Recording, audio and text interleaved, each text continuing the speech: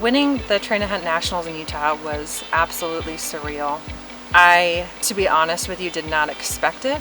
I went there to compete the best that I could. People say always go in there positively, like that you're going to win it. I go in there with a real expectation, and my expectation was to do what I could, and I can't control anybody else. My oldest son, Brody, and my mom and dad came to the event with me. The moment they called my name and I looked at my son and he was just completely lit up, that was rewarding for me. You know, my son saw me as a hero. You know, he was absolutely floored. Like, my mom just won this event, you know. He was so proud of me, and more than anything, that was the biggest reward, was just making him proud, you know, and watching him and showing him too, you know, the hard work that I put in. He's off. You know, you work hard for something and you set a goal and you set a dream, and you continue to work for it regardless of how you feel during the moment, and it pays off. And that was a really, really great feeling. I kind of hit a lower point in my life around 20, and exercise became my vice. It was what I turned to save my life, basically. So I started investigating that a little bit more seriously, and since then, you know, since kind of what I would say is recovering my life from my low point, I've been able to help other people recover the same ways.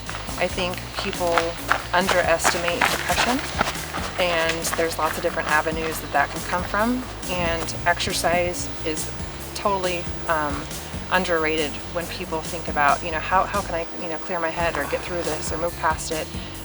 Move your body. Our bodies are meant to move and be active. I think that the more that you can kind of control something, whether that's, you know, exercise or whatever that is, it empowers you. And once you can get a little piece of empowerment, you get hungry for more. You'll never get there if you don't start. You'll never get any closer to your goal or to your dream if you don't try. And when people are looking for motivation, you know, if they've got something in mind that they want to do, I always say, put one foot in front of the other. You know, if it's you know, getting up and getting moving and starting activity, put your shoes on and walk outside. Take a little step. If in 5 minutes you're not feeling it, then stop. But you're making progress a little bit at a time. Honestly, I want to see a lot more women get involved in archery as a whole, but also the fitness and archery aspect. I think there's a little bit of a stigma, or maybe a reputation with an event like this, that, you know, people look at it and go, wow, that's amazing, or that's crazy, or that's intense, I couldn't do that. But, you know, everybody's got a spot that they can begin at. You know, you don't have to match somebody else's level. I always say, you know, you're competing and you're moving yourself and your body at your own level. You know, don't look at somebody else and think, I've got to compete or do better than them.